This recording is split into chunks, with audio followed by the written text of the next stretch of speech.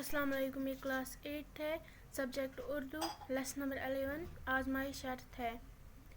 سوال نمبر 1، بوڑھے نے مرتے وقت اپنے بیٹے کو کیا نصیحت کی تھی؟ جواب: بوڑھے نے مرتے وقت اپنے بیٹے کو یہ نصیحت کی کہ آزمائے بغیر کسی کو اپنا دوست نہ بنانا اور اپنے عزیزوں اور رشتہ داروں کو بھی آزمائش کے وقت پرکھنے کی کوشش کرنا تاکہ آئندہ کے لیے تمہیں تجربہ حاصل ہو۔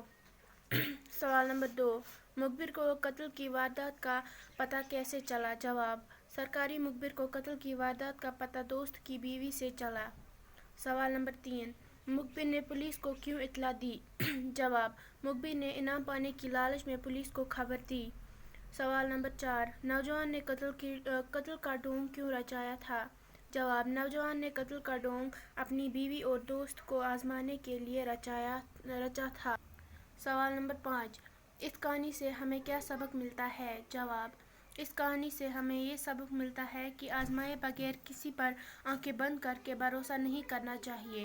سوال نمبر 6، درج ذیل محاورات کو جملوں میں استعمال کریں۔ پھولے نہ سمانا: 8ویں کے امتحان میں فرسٹ پوزیشن حاصل کرنے پر میں پھولے نہ سمائی۔